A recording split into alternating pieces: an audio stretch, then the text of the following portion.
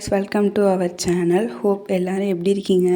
ஹாப்பியாக ஹெல்த்தியாக இருக்கீங்கன்னு நினைக்கிறேன். இன்றைக்கி vlog பார்த்தீங்கன்னா ஆயுத பூஜை ஸ்பெஷல், அப்புறம் ஹவுஸ் கிளீனிங், இதை பற்றி தான் இன்றைக்கி நம்மளோட vlogs. தென் நீங்கள் எப்படி ஆயுத பூஜையை செலிப்ரேட் பண்ணீங்க அப்படிங்கிறத let me know comment. Morning ஏர்லியாக எழுந்திரிச்சு ஹவுஸ் கிளீனிங் ஒர்க்கை ஆரம்பித்தாச்சு. விண்டோலலாம் நிறைய டஸ்ட் ஃபார்ம் ஆகிருந்துச்சி. சரி, அதெல்லாம் க்ளீன் பண்ணலாமே சொல்லிட்டு பண்ணியாச்சு. ஏன்னா ஏதாச்சும் ஒரு ஃபங்க்ஷன் இந்த மாதிரி ஏதாச்சும் ஒரு விஷயங்கள்னால தான் அதை நம்ம க்ளீன் பண்ணுற மாதிரி இருக்கும். ஆனால் கொஞ்ச நாளாகவே ரொம்ப டஸ்ட் ஃபார்ம் ஆகிருந்துச்சி.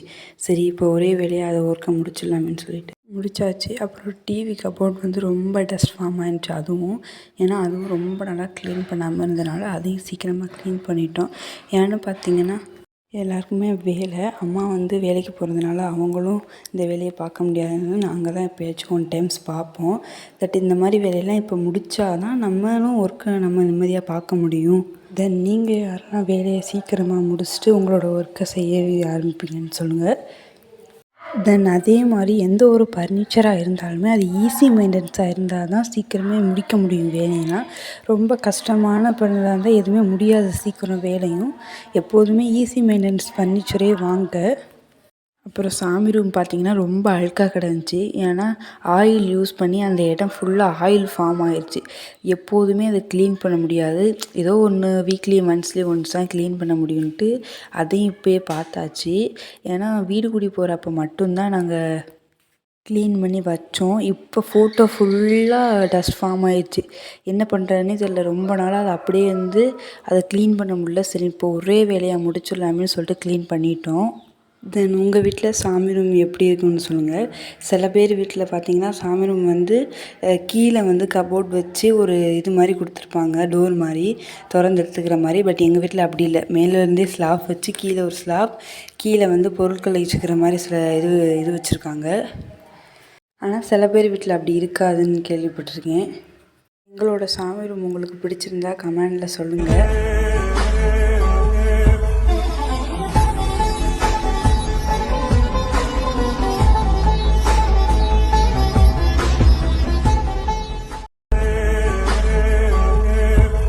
தென் இந்த ரூம் பார்த்திங்கன்னா என்னோடதும் தங்கச்சியோடதும் வீக்லி ஒன்ஸ் க்ளீன் பண்ணி வச்சுக்கிடுவோம் எங்கள் ரூமை மட்டும். ஏன்னா நாங்கள் எப்போதும் போகிறதுனால எந்த பொருள் எங்கே கிடக்குனே தெரியாது. சரி, அதனால் எப்போதும் க்ளீன் பண்ணி வச்சுன்னா ரெகுலரிட்டியாக எடுத்துடலாமேன்னு சொல்லிட்டு இதை மட்டும் க்ளீன் பண்ணிடுவோம். சுவிட்ச் பாக்ஸ் ரொம்ப டஸ்ட் ஃபார்ம் ஆகி ரொம்ப அழுக்காகிறதுனால அதையும் க்ளீன் பண்ணிவிட்டு, மேலே வீட்டெல்லாம் ரொம்ப அந்த இது மாதிரி ஒட்டடெல்லாம் பிடிச்சி போச்சு. சரின்ட்டு அதையெல்லாம் க்ளீன் பண்ணி முடிச்சாச்சு ஒரே வேலையாக. அப்புறம் சில பேர் வீட்டிலலாம் எப்போதுமே க்ளீன் பண்ணி வச்சுக்குவாங்க. பட் எங்களால் அது முடியாது. அம்மாவும் அப்பாவும் வேலைக்கு போகிறாங்க, நான் தங்கச்சி எல்லோரும் ஸ்கூலுக்கு போகிறதுனால அது ரொம்ப முடியாது. தென் இந்த வேலையெல்லாம் முடிக்கிறதுக்கே ஒரு 11 o'clock ஆகிருச்சு. பிரேக்ஃபாஸ்ட்லாம் சாப்பிட நேரம் இல்லாதனால நேரடியாக லஞ்சுக்கு போயாச்சு. அம்மா ரசம் பீட்ரூட்லாம் வச்சுருந்தாங்க. அதை சாப்பிட்டு முடிச்சுட்டு சரி எல்லா வேலையும் பார்க்கலாமேன்னு சொல்லிவிட்டு நாங்கள் கொஞ்சம் நேரம் சாப்பிட்டோம். அதுக்கப்புறம் மற்ற வேலையை ஆரம்பிச்சுக்கலாம்னு சொல்லிட்டு சில பேர் என்கிட்ட கேட்டிருந்தீங்க எப்படி ஹேர் க்ரோத்திங் பண்ணுறதுன்னு. அதுக்கு ஒன்ஸ் ரிஃபர் பண்ணியிருக்கேன். ஒரு பவுலில் 1/4 கப் அளவு தண்ணியை ஊற்றிட்டு அதுக்கப்புறம் கொஞ்சம் கருவேப்பிலை வெந்தயம் போட்டு நல்லா கொஞ்சம் நேரம் கொதிக்க வச்சு எடுத்ததுக்கப்புறம் பார்த்திங்கன்னா ஒரு க்ரீன் கலரில் ஒரு ஆயில் மாதிரி ப்ரிஃபர் ஆகும். அதில் கொஞ்சம் நீங்கள் எப்போதும் யூஸ் பண்ணுற எண்ணெயோ அதை ஊற்றிட்டு கொஞ்சம் தலையில் மசாஜ் பண்ணி தேய்க்கும் போது உங்கள் ஹேர் க்ரோத்திங் இம்ப்ரூவ் ஆக வாய்ப்பு இருக்குது. ஸோ தட் இம்ப்ரூவிங் எப்போதுமே இதை ரிஃபர் பண்ணி தான் தலை குளிக்கையில் இந்த மாதிரி ஒன்ஸ் டைம் பண்ணிடுவேன். பட் ஒன் டைம் பண்ணுறதுனால இதில் யூஸ் இல்லை. டெய்லி நீங்கள் தலைக்கு குளிக்கணும் ரொட்டீனாக பண்ணும்போது உங்கள் ஹேர் க்ரோத்திங் கொஞ்சம் இம்ப்ரூவ் ஆகும். ஷைனிங்னஸ் அப்புறம் பொடுகெல்லாம் இல்லாமல் ஹேர் கொஞ்சம் நல்லாயிருக்கும் பார்க்குறதுக்கு. நீங்கள் எல்லோரும் இதை ஒன் டைம் பண்ணிவிட்டு இதனுடைய ஒப்பீனியனை நீங்கள் எனக்கு கமெண்டில் சொல்லுங்கள். சில பேருக்குலாம் முடி கொட்டுற பிரச்சனை ரொம்ப இருக்கும். பட் எனக்கும் அப்படி இருந்துச்சு. இது கொஞ்சம் கொஞ்சம் தேய்க்க தேய்க்க இது கொஞ்சம் பரவாயில்ல. உங்களுக்கும் இதே மாதிரி வேறு எதுவும் ஸ்டெப்பில் ஹேர் க்ரோத்திங் ஐட்டம் தெரியும்னா எனக்கு கமெண்டில் சொல்லிவிடுங்க. நானும் அதை யூஸ் பண்ணி பார்க்குறேன்.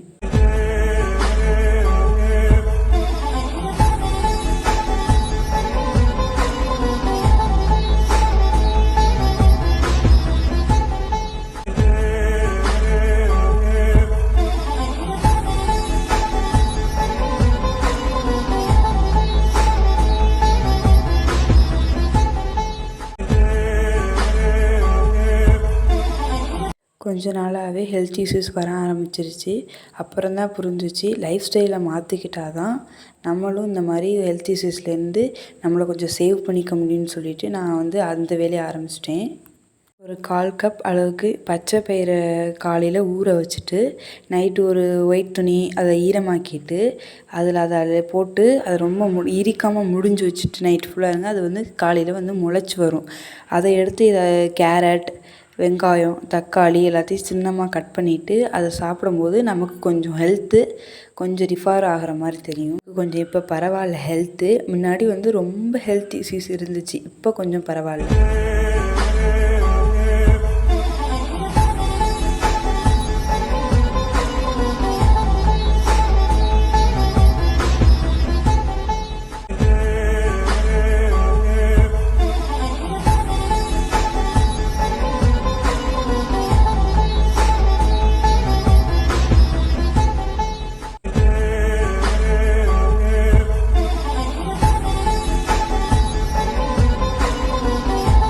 இப்போ பார்த்தீங்கன்னா தெரியும் ஹேர் கொஞ்சம் ஷைனிங் தெரியும். ரொம்பவும் இல்லாட்டினாலும் இது போட்டதுக்கு கொஞ்சம் நமக்கு யூஸ் இருக்கும்.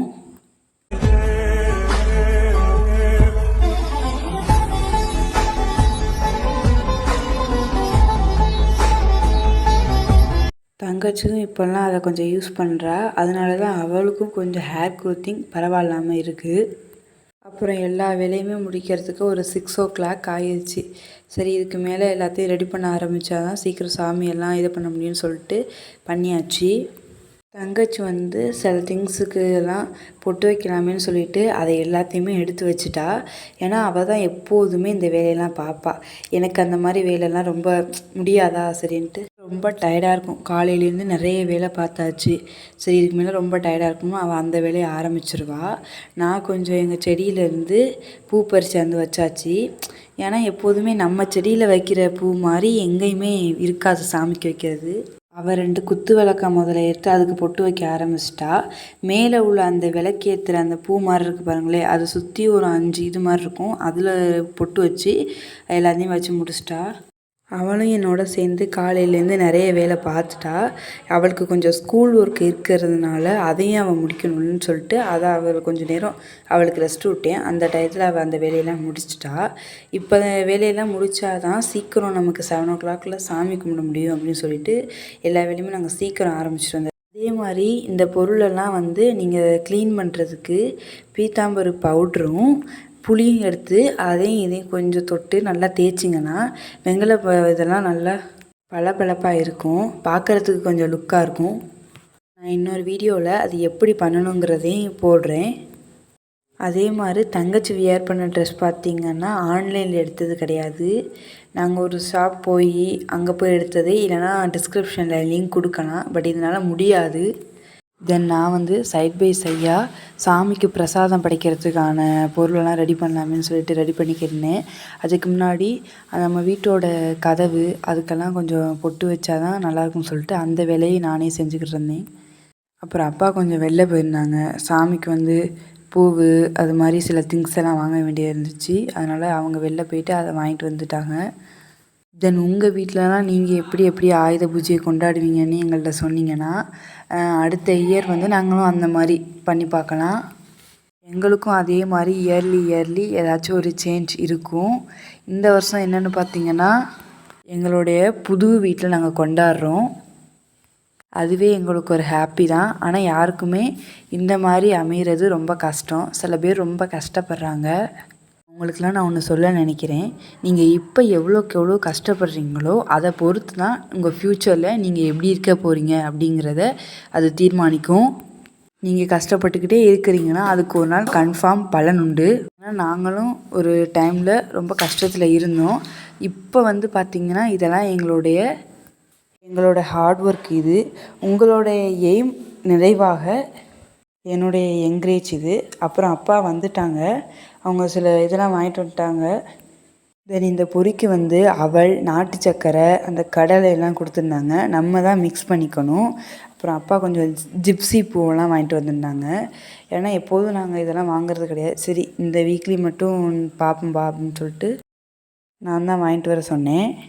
இதை வந்து ஃபுல்லாக கட் பண்ணி அந்த மேலே உள்ள பூவை மட்டும் தனித்தனியாக எடுத்து வச்சு நம்ம ஒரு நூலில் ஒரு 10 பூ சேர்த்து ஒன்றா கட்டிட்டோம்னா ஒரு பொக்கே ஷேப்பில் கிடைக்கும். இதை வந்து நம்ம வந்து மாலையுமாகவும் கட்டிக்கலாம், பொக்கேக்காகவும் யூஸ் பண்ணிக்கலாம். அதை தங்கச்சி கட்டி முடிச்சிட்டா. அதுக்கப்புறம் அதோட அந்த ஃப்ளவர்லாம் எடுத்து சாமிக்கு வந்து டெக்கரேட் பண்ணியாச்சு. தங்கச்சி வந்து அந்த இடத்துல கொஞ்சம் அந்த பூவெல்லாம் கட் பண்ணி கொட்டி கிடந்ததெல்லாம் எடுத்து அவள் க்ளீன் பண்ணி வச்சிட்டா. அப்புறம் நான் மாயிலை கோக்குற வேலையில் ஆரம்பித்து இறங்கிட்டேன். அப்புறம் இப்படி தான் எங்களுடைய ஆயுத பூஜை செலிப்ரேஷன் முடிஞ்சிச்சு.